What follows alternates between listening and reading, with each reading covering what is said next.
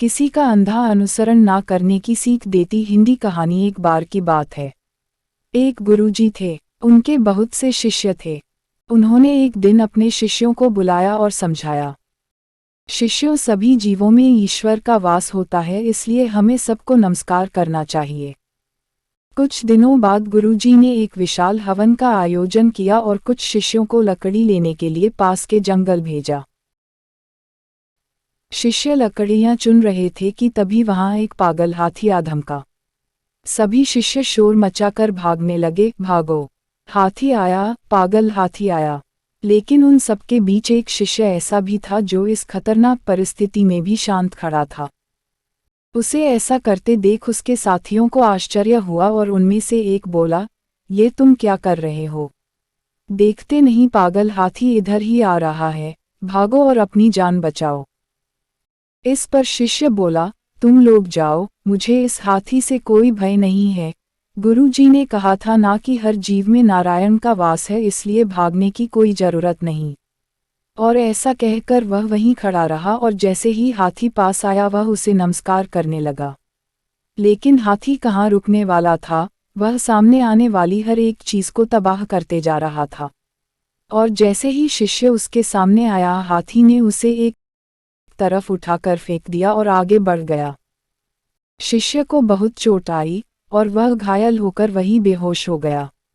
जब उसे होश आया तो वह आश्रम में था और गुरुजी उसके सामने खड़े थे। गुरुजी बोले, हाथी को आते देखकर भी तुम वहां से हटे क्यों नहीं, जबकि तुम्हें पता था कि वह तुम्हें चोट पहुंचा सकता है? तब शिष्य बोला, गुरुजी, आपने ही तो ये बात कही थी कि सभी जीवों में ईश्वर का वास होता है। इसी वजह से मैं नहीं भागा, मैंने नमस्कार करना उचित समझा। तब गुरुजी ने समझाया, बेटा, तुम मेरी आज्ञा मानते हो ये बहुत अच्छी बात है, मगर मैंने ये भी तो सिखाया है कि विकट परिस्थितियों में अपना विवेक नहीं खोना चाहिए। पुत्र, हाथी नारायण आ रहे थे ये तो तुमने देखा। हाथी को तुमने नारायण समझा, मगर बाकी शिष्यों ने जब तुम्हें रोका तो तुम्हें उनमें नारायण क्यों नजर नहीं आए? उन्होंने भो तो तुम्हें मना किया था ना, उनकी बात का तुमने विश्वास क्यों नहीं किया? उनकी बात मान लेते तो तुम्हें इतनी तकलीफ का सामना नहीं करना पड़ता, तुम्हारी ऐसी हालत नहीं होती। जल भी नारायण है, पर किसी जल को लोग देवता पर चढ़ाते हैं और किसी जल से लोग नहाते धोते हैं। हमेशा देश, काल और परिस्थिति को ध्यान में रखकर निर्णय लेना चाहिए। मित्रों, कई बार ऐसा होता है कि किसी ज्ञानवर्धक बात का असल भाव समझने की बजाय हम उस बात में कहे गए शब्दों को पकड़ कर बैठ जाते हैं। गुरुजी ने शिष्यों को प्रत्येक जीव में नारायण देखने को कहा था, जिसका अर्थ था कि हमें सभी का आदर करना चाहिए और किसी को नुकसान नहीं पहुंचना चाहिए।